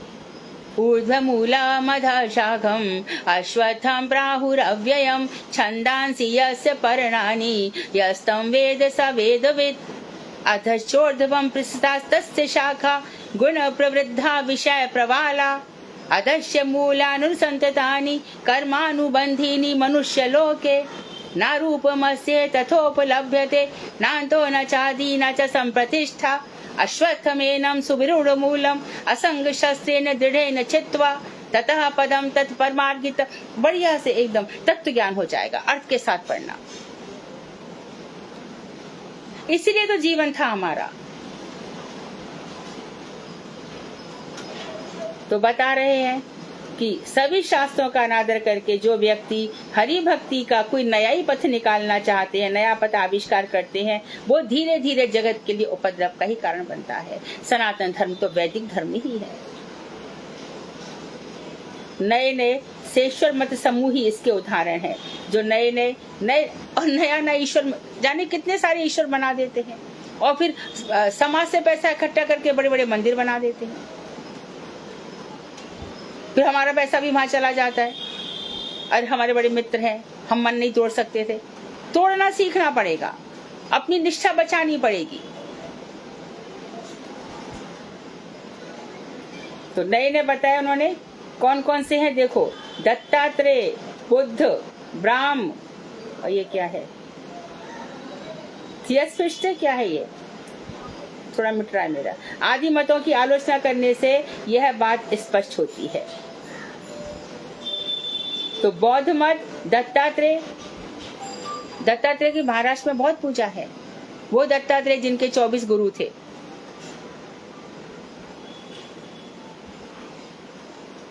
एकादश स्कंद में वर्णन आता है। अब 24 गुरु वो क्या करते थे, इधर उधर घूमते रहते थे दत्तात्रेय जी।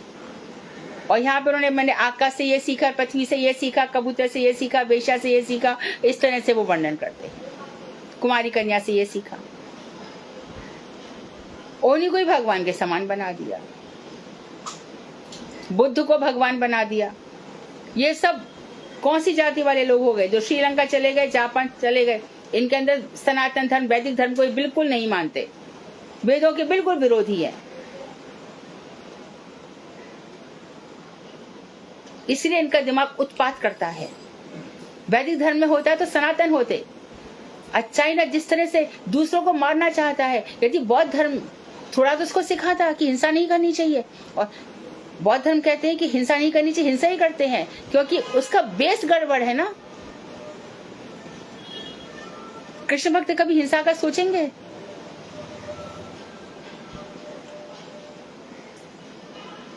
बुद्धम शरणम गच्छामि, धम्मम शरणम गच्छामि, संघम शरणम गच्छामि। क्या किया बुद्ध ने? ये किस बुद्धि की बात कर रहे हैं? ये सब बताया उन्होंने। मूल तात्पर्य यह है कि साध्य वस्तु का साधन उपाय सर्वत एक ही प्रकार का होता है। साध्य मतलब लक्ष्य। जो हमारी साध्य वस्तु है उसका साधन क्या है? नामनिष्ठ होना।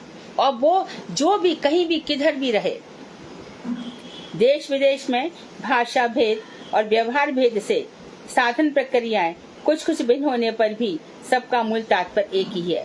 भाषा अलग हो सकती है और प्रोसेस थोड़े अलग अलग हो सकते हैं, लेकिन तात्पर्य एक ही है। जड़ विज्ञान के द्वारा उस भेद को नहीं जाना जा सकता। संसार के ज्ञान से हम इस भेद को नहीं समझ सकते। वेद शास्त्र नित्य हैं, उनमें जो साधन प्रक्रियाएं बताई गई हैं वे सनातन हैं। तो भगवान को प्राप्त करने के वेदों में जो साधन बताए गए हैं वो नित्य है।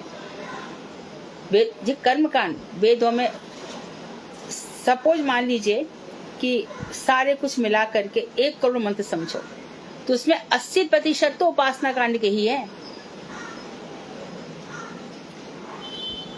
80% कर्मकांड है और 80% कर्मकांड है और 15% उपासना कांड है और 5% भक्ति कांड है। लोगों को आकर्षित करने के लिए वेद, और उन्हीं वेदों को बुला मान करके आर्य समाजी क्या कर रहे हैं? भगवान को मानते नहीं, मूर्ति को मानते नहीं है और वेदों के मंत्र लेकर के स्वाहा स्वाहा करते रहते हैं। आर्य समाजी भी इसी तरह से नास्तिकों में ही आ जाएंगे।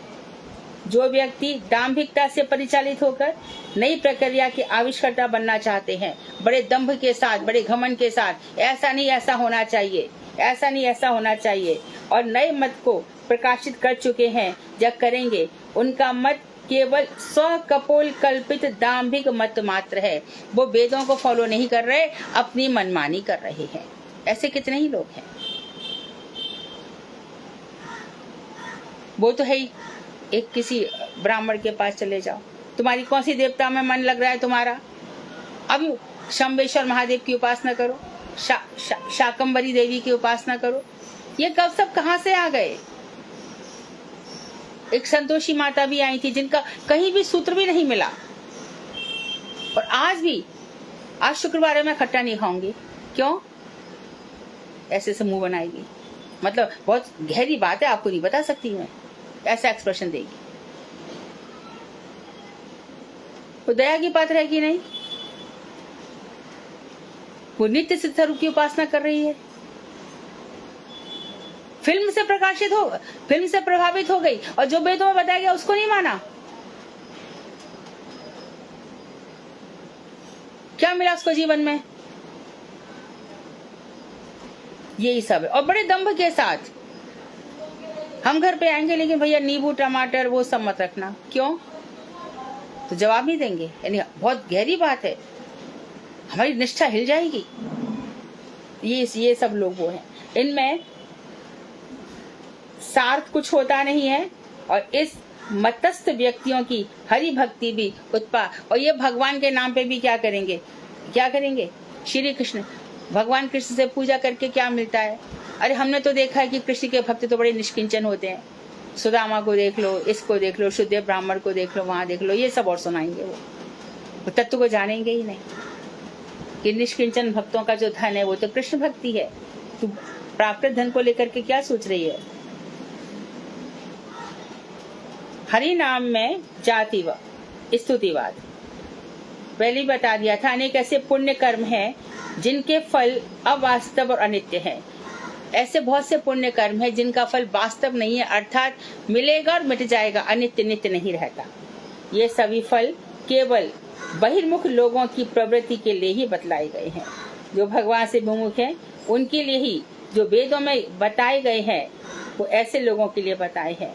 अच्छा, सही बात तो ये है कि यहाँ पे ये भी समझ लेना चाहिए कि जब ये फल कर्म करके फल नित्य नहीं हो रहे तो आपको कहाँ पे ले जाया जा रहा है कि इसलिए नैष्कर्म बनो, संसार के कर्मों को छोड़ दो।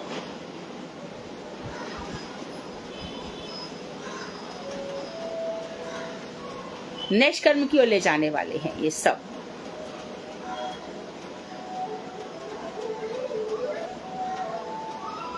हरि नाम की महिमा को सुनकर अनेक भाग्यहीन व्यक्ति हरि नाम, अरे तुम लोग तो खाली ऐसे ही कहते रहते हो, उसे प्रशंसा समझते हैं। जब बहुत सारे पापों का वर्णन किया गया तो परीक्षित कांपने लगे। हर किसी को लगता है कि इसमें से कोई ना कोई पाप तो मैंने किया ही है। जब सुखदेव गोसाई बोले कि परीक्षित सुनो, एक बार भी नाम लेने से मनुष्य तर जाता है। कैसे? अजामिल की बात सुनो। उसका तो नाम भी नहीं था, नामाभास था। अपने पुत्र का नाम लिया नारायण। नारायण 4 विष्णुदूत आ गए। इतनी एक नाम में शक्ति है। ये सब हमारे हृदय में प्रकट होंगे, जरूर होंगे एक न एक दिन। कब? वही गुरु निष्ठा और नाम निष्ठा से। तो भाग्यहीन व्यक्ति ये बात नहीं समझ पाते। हरि नाम के सभी फल ही सत्य हैं, बल्कि उसमें ऐसे बहुत से फल हैं जिनका शास्त्रों में वर्णन नहीं किया जा सकता। बहुत रोचक बात बता रही हूँ। ऐसी 1-2 बात, कभी कभी ना कोई बात अच्छी लगती है। अभी 3-4 दिन पहले हमारे मठ के एक ब्रह्मचारी हैं, नहीं अभी तो उन्होंने विवाह कर लिया है, पर काफी पारंगत है अपने शास्त्र में। तो उनसे हमारी बातचीत चल रही थी। तो हमने उनसे कहा कि हरि भक्ति का फल क्या, इसी विषय में। तो उन्होंने जो इसमें लिखा है ना कि इसका अनित्य फल, इसका वर्णन नहीं किया जा सकता। उन्होंने वही बात कही कि जब कभी हम भगवान ने चाहा उस लोक में मिलेंगे, तब दोनों बहन भाई डिस्कस करेंगे कि इसका फल क्या होता है, जो अभी दिखाई नहीं देता। अच्छा, वेणुगीत में गोपियां कह रही हैं, अक्षर बताम फलम इदम। इन आंखों का फल यही है कि उन भगवान श्याम सुंदर का दर्शन हो।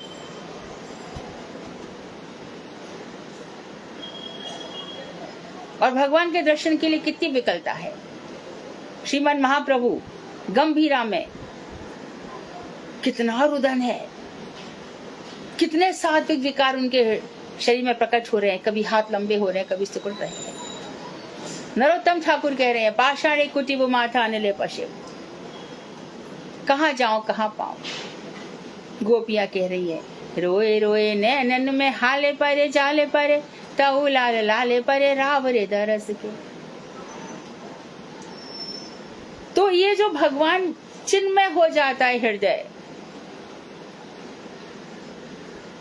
गोपियां उद्धव जी से कहती है, जोग कहाँ राखे जहाँ रोम रोम श्याम है। तो इस तरह से जो है भगवान श्री कृष्ण का जो नाम है, नाम से हमारे रोम रोम में से, हनुमान जी का क्या था, रोम रोम में भगवान श्री राम है। उनको उपहार स्वरूप रत्नमाला दी गई और रत्नों को तोड़ तोड़ के देख रहे हैं, क्या इसमें मेरे प्रभु का नाम है? तो जो हनुमान जी के पुजारी, उनसे ये तो सीखो। नहीं, अष्ट सिद्ध नवनिधि के दाता, 8 सिद्ध नवनिधि देने वाले हैं और वो नवनिधि को तोड़ तोड़ के फेंक रहे हैं। तुम सच्चे हनुमान जी के भक्त हो तो ऐसी भक्ति करो। राम रसायन, बहुत बड़ा राम नाम का अमृत आपके पास है। जहां जहां भगवान श्री राम की कथाएं होती है वहां वहां हनुमान विराजते हैं, और जहां जहां कृष्ण की कथाएं होती है हमारे गोविंद खुद आकर के बैठ जाते हैं। इसलिए कहा गया है, यदि तुमको संसार से प्रेम है तो वृंदावन मत जाना, और वृंदावन चले भी गए तो केशी घाट मत जाना, और केशी घाट चले गए तो कभी गोविंद देव के दर्शन मत करना। तत्क्षणात् अवरुध्यते, ऐसी भगवान की महिमा है। तो जितने भी प्रकार के भजन संकेत हैं, उन सभी संकेतों में हरि नाम ही संक्षिप्त सार स्वरूप है। भजन की जितनी भी बात कुछ भी कहो, नवदा भक्ति में भी हरि कीर्तन सर्वश्रेष्ठ है। परम विजयते संकीर्तनम, ये सर्वोपरि विराजमान है। हनुमान जी लंका में घुसे तो विभीषण की कुटिया से आवाज आ रही है, राम राम राम राम। तो भगवान श्री राम के नाम पुकारा, हनुमान जी रुक गए। अरे, इस राक्षस के यहाँ पर मेरे प्रभु की आवाज आ रही है। और लंका चल के क्षार हुई, बच गया तो क्या बच गया? विभीषण की कुटिया बना के रह रहा है। सबकी ममता ताक बटोरी, सबकी ममता छोड़ दी। मेरे गुरुदेव ने अपने गुरुदेव से यही कहा, स्त्री पुत्र माता पिता सबकी ममता छोड़ करके आपके चरणों में आ गया। फिर ये तो हमारा काम है। इसके बाद गुरु वैष्णव भगवान जो करेंगे वो हमारे मंगल के लिए ही करेंगे सब कुछ। तो ये भजन संकेत, इन सभी संकेतों में हरि नाम ही संक्षिप्त सार स्वरूप है। जो व्यक्ति हरि नाम के महात्म को प्रशंसा समझते हैं वे अपराधी हैं। बहुत लोग कहते हैं ना, ये इतना हरि नाम करते पर इनका कुछ होता नहीं है। अरे क्या हो रहा है? भगवान ने जाने क्या सोच रखा है, क्यों अपराध कर रहे हो उसके प्रति। वांछा कल्पतरुवश्य कृपा सिंधु बेवचा पतितानां पावनेभ्यो वैष्णवेभ्यो नमो नमः।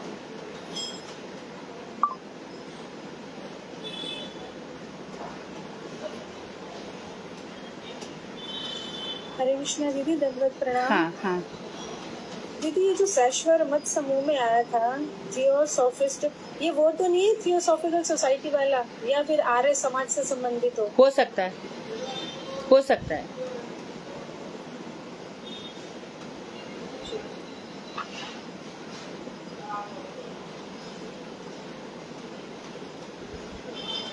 ऐसे बहुत सारे मतांतर चले हैं अपने भारत में, और भी ज्यादा है।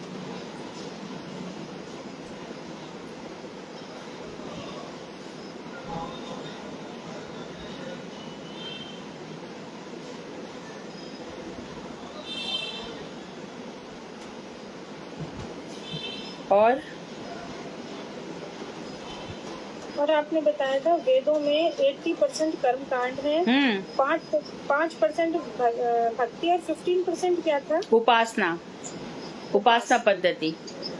हाँ जी।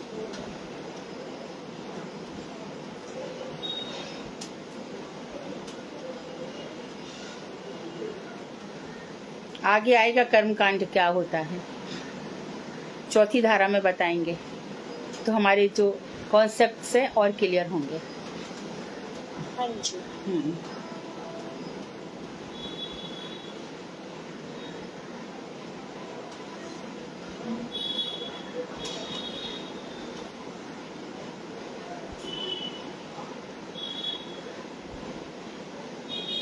कोई और प्रश्न? हाँ, बुद्ध और ये दत्तात्रेय जो ये भगवान के अवतार नहीं थे? देखो, जो बुद्ध है ना, जो भगवान के अवतार हैं, ये जो बुद्ध हैं और ये जो प्रेजेंट में जो बुद्ध चले जा रहे हैं, उनमें बहुत डिफरेंस है। भगवान के जो अवतार हैं बुद्ध, जो दशावतार में आता है, उन बुद्ध ने क्या किया था, तात्कालिक जो हिंसा बहुत बढ़ गई थी उस समय हिंसा को रोका था। अभी जो बुद्धवाद है ये भगवान का विरोधी है। वो खाली हिंसा हो रही थी, यज्ञ इत्यादि में पशुओं की बलि दी जा रही थी, उसको रोकने के लिए वो आए थे। वो उनका अवतार था उसके लिए। लेकिन अब ये जो हो रहा है ये अलग बौद्धवाद प्रचलित हो गया।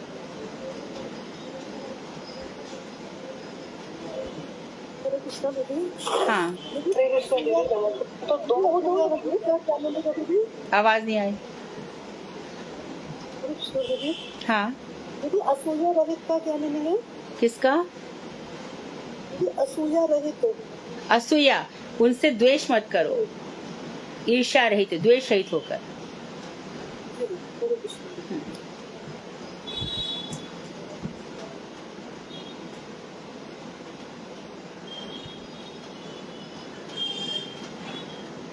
आप लोग प्रश्न बनाना शुरू कर दें और भेजना शुरू कर दें। प्रश्नों से बहुत ज्ञान मेरा भी बढ़ रहा है।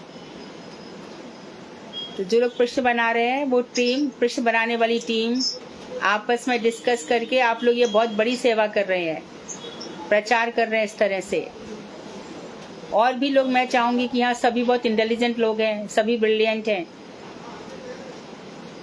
भगवान ने जो बुद्धि दी है उनकी सेवा में लगाओ, खुद भी सीखते हैं। दूसरों से हम प्रश्न पूछते तो सबसे पहले हम खुद डीप स्टडी कर रहे होते हैं ना।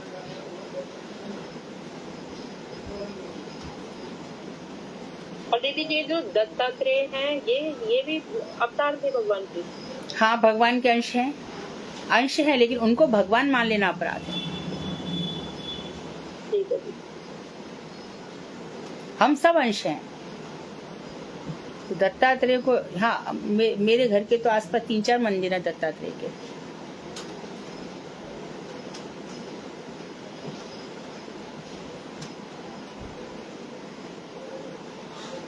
कोई बस एक कहीं से एक खंड ले लेता है, उसी को बस भगवान। ये लोग है ना, नया मत चलाते, इसमें वास्तव में वो लोग अपना सम्मान चाहते हैं।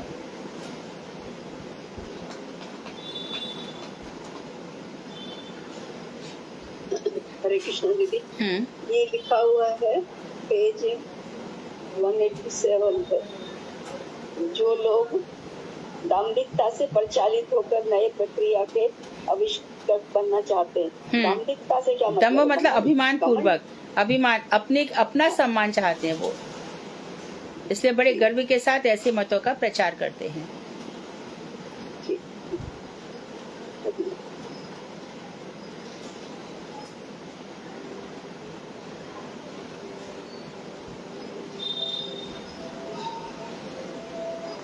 और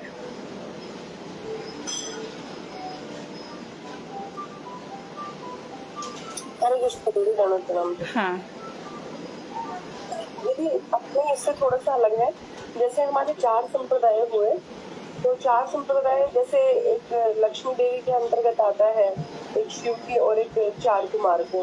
हाँ, तो दीदी जो इनके अंतर्गत जाते हैं, जैसे लक्ष्मी के अंतर्गत होता है तो लक्ष्मी लोक में जाएंगे, जो शिव के अंतर्गत नहीं, ऐसा नहीं। शिव 4 संप्रदाय में ना शिव है ना लक्ष्मी है। 4 संप्रदाय हमारे हैं, रुद्र संप्रदाय, सनक संप्रदाय, श्री संप्रदाय और हमारे ये ब्रह्म मधु संप्रदाय, ऐसे 4 संप्रदाय हैं। तो इन चारों के जो इष्ट देव हैं उसमें थोड़ा सा डिफरेंस है। जैसे कि मध्वाचार्य वाले हैं, वो भी गोपाल को ही मानते हैं, परंतु वह राधा जी उस रूप में विराजमान नहीं है। अब श्री संप्रदाय हो गया जो रामाचार्य का है, वहां पर रुक्मणी और भगवान श्री कृष्ण की उपासना है और रुक्मणी लक्ष्मी स्वरूपा है। तो श्री संप्रदाय इसलिए कहा जाता है क्योंकि लक्ष्मी इसकी गुरु है। तो श्री संप्रदाय, रुद्र संप्रदाय, रुद्र अर्थात शिव ने ये संप्रदाय, यानी शिव इसके गुरु हैं। इस संप्रदाय के गुरु शिव हैं। इसमें पुष्टि मार्गीय लालन की सेवा। और निम्बार्क संप्रदाय, उसके गुरु हैं जो चलाया है वो है सनक सनातन वाले, उन्होंने चलाया है।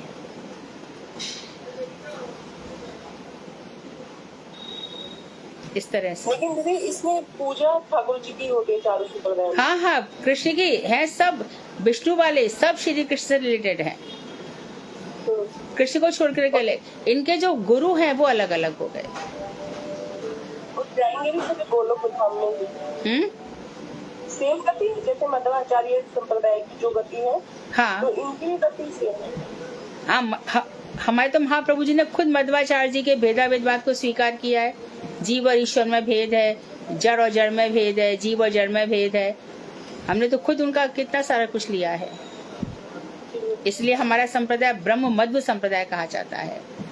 हमारे संप्रदाय के गुरु है ब्रह्मा जी। ये चारों गुरु हैं, शंकर जी गुरु हैं, लक्ष्मी गुरु हैं, ब्रह्मा जी गुरु हैं और सनक।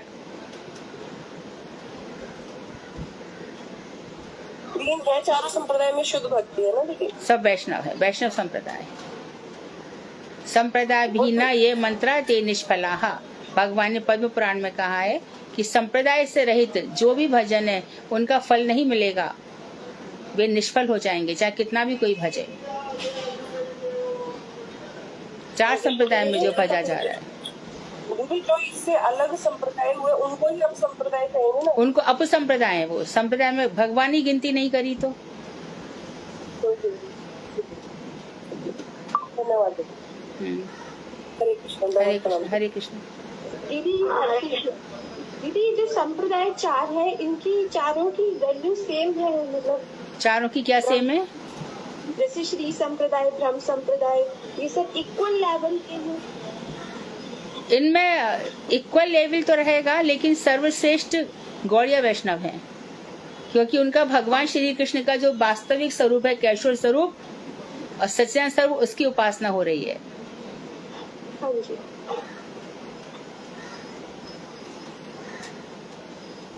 फिर भी हमें कहीं भी किसी का भी अपमान या अवज्ञा नहीं करनी है।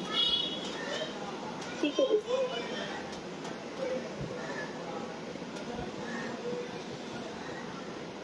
हरे कृष्णा दीदी, दंडवत प्रणाम। हाँ दीदी आप थोड़ा सा इसको और मेरे को समझा दो। गुरु में अचला श्रद्धा नहीं होती, मतलब जब तक साधक की गुरु में अचला श्रद्धा नहीं होती, आप इसको समझा। मतलब पूरी श्रद्धा, पूरी की पूरी, एक मिनट भी हटनी नहीं चाहिए।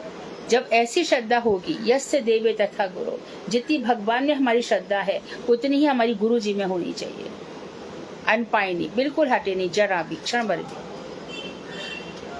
हम मानो हम गुरु जी से बहुत प्रेम करते हैं और हम देखते हैं कि गुरु जी हमसे उतना प्रेम नहीं करते, दूसरे से ज्यादा कर रहे हैं, तो उस समय हमारी श्रद्धा हिलने लगती है।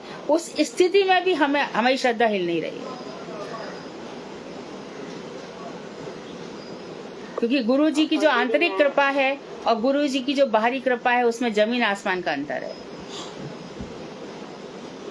दीदी अभी मैं आज ही पढ़ रही थी जो अनुराधा दीदी बेचती है, सुनती भी हूँ, जो उसमें परम गुरुदेव कह रहे हैं कि आंधी आ जाए, तूफान आ जाए, बेटा बेटी दुनियादारी जो भी हो, ये मतलब ये सब को छोड़ के अगर हमारी कृष्ण की श्रद्धा दृढ़ है, हाँ निष्ठा, तभी वो निष्ठा है, ऐसे नहीं है। जैसे कि अब हमारा तो दीदी कुछ भी होता है तो भक्ति का ही समय कटौती हो जाता है, फिर हम उस चीज में भाग। तो दीदी मुझे तो ऐसा लग रहा है कि मेरा तो कुछ हो ही नहीं रहा। ऐसा थोड़ी होता है। संसार में रह करके भक्तिविनोद ठाकुर ने क्या बताया, कृष्ण संसार है, ये सब कृष्ण के ही भेजे हुए जीव हैं। उन सब में कृष्ण का दर्शन करो और उनको जो कृष्ण के दास दासी हैं सब, ऐसा समझ के प्रसाद दोगे तो तुमको लगेगा ही नहीं कि मैं कर रही हूँ, उसके मैं हट ही जाएगा। मैं बस एक सेविका हूँ भगवान श्री कृष्ण की, तो उनके दास दासी उनकी सेवा कर रही हूँ, जो कृष्ण ने आदेश दिए उसका पालन कर रही हूँ। तो जो आप कर रहे हो वो भगवान कृष्ण की सेवा ही तो हो रही है। हम में से कौन नहीं है? क्या हमारे घर गृहस्थी नहीं है? क्या हमारा सब कुछ नहीं है? उससे कोई फर्क नहीं पड़ता है, कुछ भी नहीं होता। घर मन में हावी नहीं होना चाहिए। अच्छा बताओ, बिना घर के रहेंगे कैसे? कहाँ जाएंगे? ब्रह्मचारी तो आके मठ में रह जाएगा, और जो घर का, ये स्त्रियों की बात छोड़ दो, पुरुष भी कहाँ जाएंगे?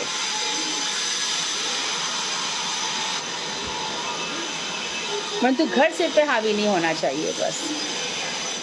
मतलब आसक्ति नहीं रहनी चाहिए। हाँ बिल्कुल नहीं।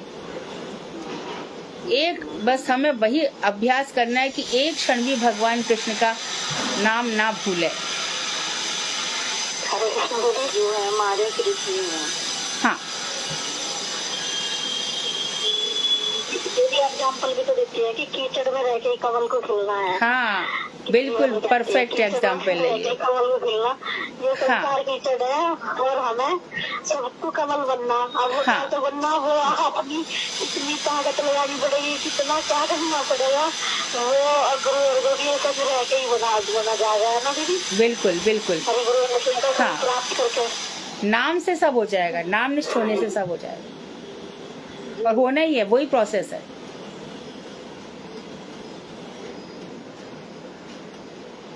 सालू दीदी इधर उधर नहीं जाती, केवल सार वस्तु ग्रहण करती है। बिल्कुल सार वस्तु राइट। कौन भजन गा रहा है आज? हरे कृष्ण दीदी मैं गाऊं? हाँ गाओ मैं गाऊं दीदी? गाओ, जिसने बहुत दिनों से नहीं गाया गाओ। मैं नहीं गाया। हाँ हाँ तो गाओ। मैं गा लूं आज? हाँ तुम गाओ, फिर दीदी आप दोनों गा लो एक एक करके। नहीं तो कुसुम दीदी गा लेंगे। कुसुम भी गाएंगी, शालू भी गाएगी, दोनों एक एक करके गाएंगे। ठीक है दीदी, मैं मंगल गीत कर रही दीदी जगन्नाथ जी का। ठीक है।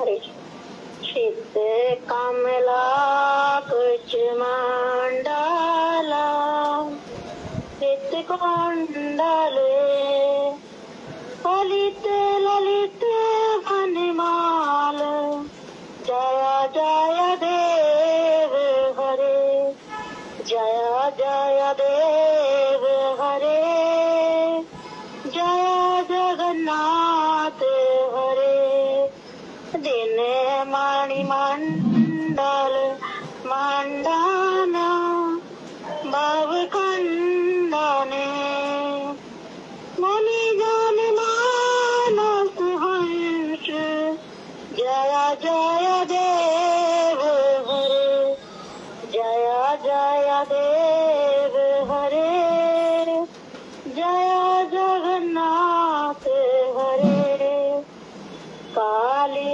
अविषधर भंजन जन रंजने यदुकुल नलिन दिनेश जय जय देव हरे जय जय देव हरे जय जगन्नाथ हरे माधव मोर नरक विनाशान गरुड़ाशन सूर्य कोलिके निदान जय जय देव हरे जय जय देव हरे जय जगन्नाथ हरे अमल कमल दल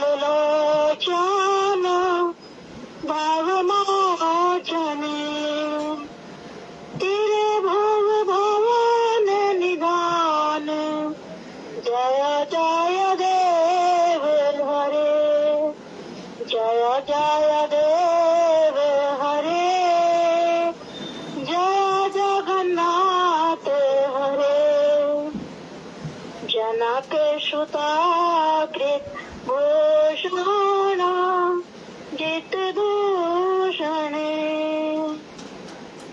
समर समित दस कंठ जय जय देव हरे जय जय देव हरे जय जगन्नाथ हरे अभिनव जल धर सुंदर चित मंदरे श्रीमुख चंद्र चकोरा राधा कृष्ण युगल किशोरा जय जय देव जय जय देव हरे, जय जगन्नाथ हरे।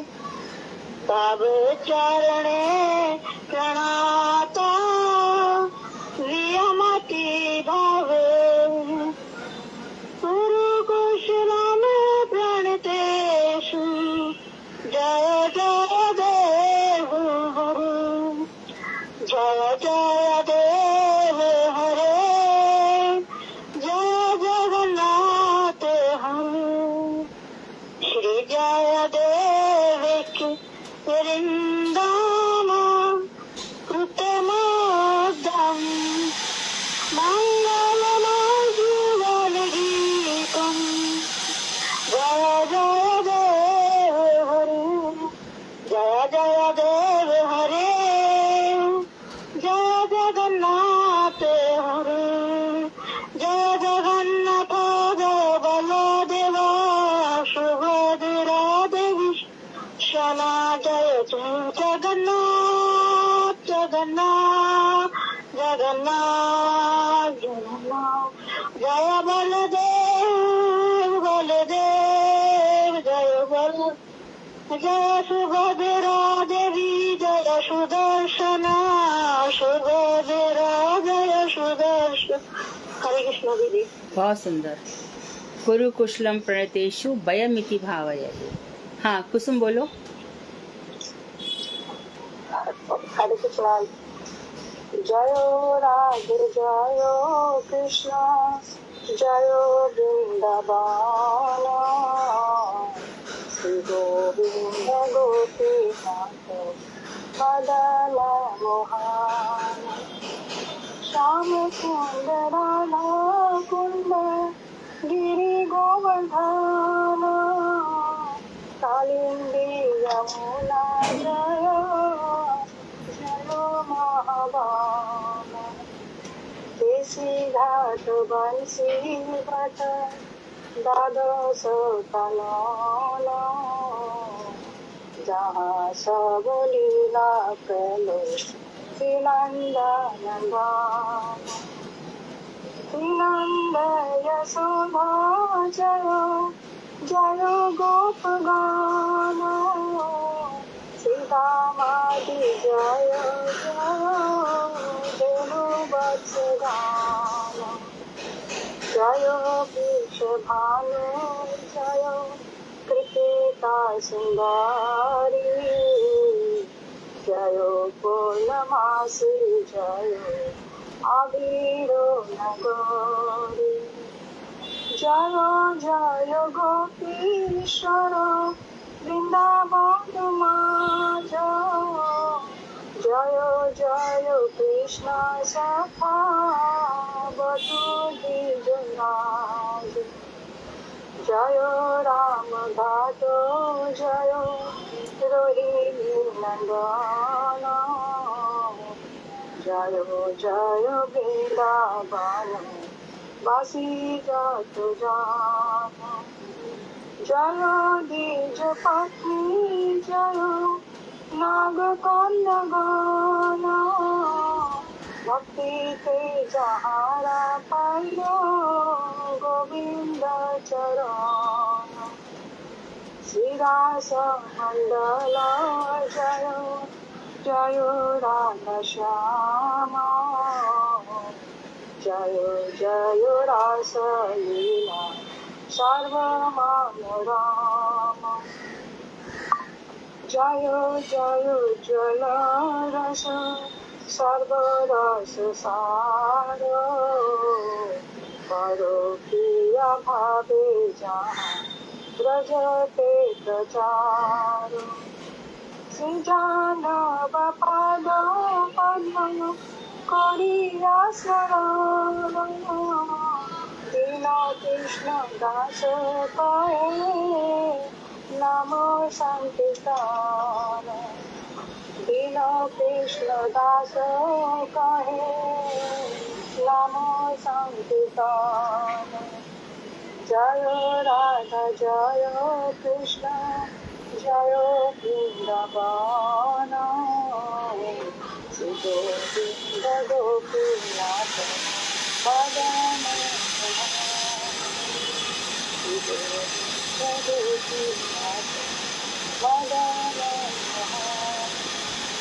हरे कृष्णा। बहुत सुंदर। ठीक है, फिर कल मिलते हैं। वांछाकल्पतरुभ्यश्च कृपा सिन्धुभ्येव च पतितानां पावनेभ्यो वैष्णवेभ्यो नमो नमः। हरे कृष्णा दीदी।